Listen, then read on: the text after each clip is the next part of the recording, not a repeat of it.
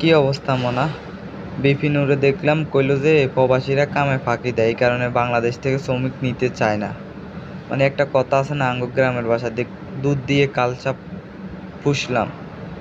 প্রবাসী কর্তা বিদেশে টিয়া নি হেতে এমপি মন্ত্রী হইছে, আর অন প্রবাসীকে নামে বদনাম করে, এই হইলো দেশের অবস্থা। আরে মিয়া, বিদেশে আয় থাকেন 2-4 দিন, বিদেশের শ্রমিকের সাথে চলেন, তখন বুঝবেন যে বিদেশের শ্রমিকরা, বাঙালিরা কত পরিমাণ কষ্ট করে। আসুন তো এসির তলে বই বই থান তো, এই কারণে গাত লাগে না। আর বিকাশে টিয়া নিয়ে নি চলে প্রবাসী কর্তাই। এখন প্রবাসীকে নামে বদনামি করেন। এই মালয়েশিয়ায় 2 বছরের যায় অভিজ্ঞতা হইল, বিদেশে 3 বছর রানিং চলতেছে। এই দেশের গভর্নমেন্টের অনুযায়ী আপনার 7.5 ঘন্টা ডিউটি, 1700 টাকা বেসিক। আর অথচ আমরা 12.5 ঘন্টা ডিউটি করার লাগে, 1700 টাকায় আপনার বেতন। কোথায় গভর্নমেন্টের রুলস হয়েছে 7.5 ঘন্টা, কিন্তু আমরা কাজ করি 12.5 ঘন্টা। তারপরে গভর্নমেন্টের রুলস হয়েছে যে সপ্তাহ 1 দিন ছুটি, মাসে 4 দিন, কিন্তু আমরা ছুটি আইতেছি মাসে মাত্র 2 দিন। 2 দিন নাই, 2 দিন ছুটি আইতেছি, তাও ওই 2 দিন ফুল ছুটি দেয় না।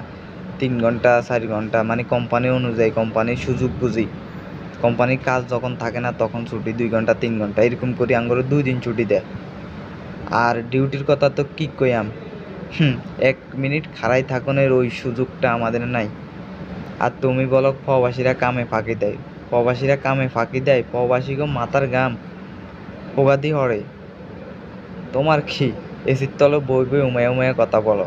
এই মালয়েশিয়ার ভিসা খোলনায় তোমরা পাগল হয়ে গেছে। অথচ এই মালয়েশিয়াতে হাজার হাজার লোক বাঙালি অবৈধ আছে।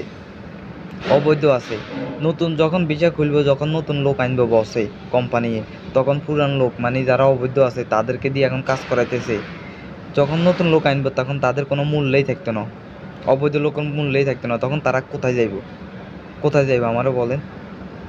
তখন তাদেরকে কেউ কাজে নিতে চাইতো না, কারণ তাদের কাগজপত্র নাই। নতুন এখন লোক আইছে, তাদের কাগজপত্র আছে, এই কারণে তাদেরকে কাজ করাইবো, কাগজপত্র লোক আলা দিয়ে কাজ করাইবো। কিন্তু এখন যাদের কাগজপত্র নাই, অবৈধ লোক আছে, তাদেরকে কাজ করা কেন করা?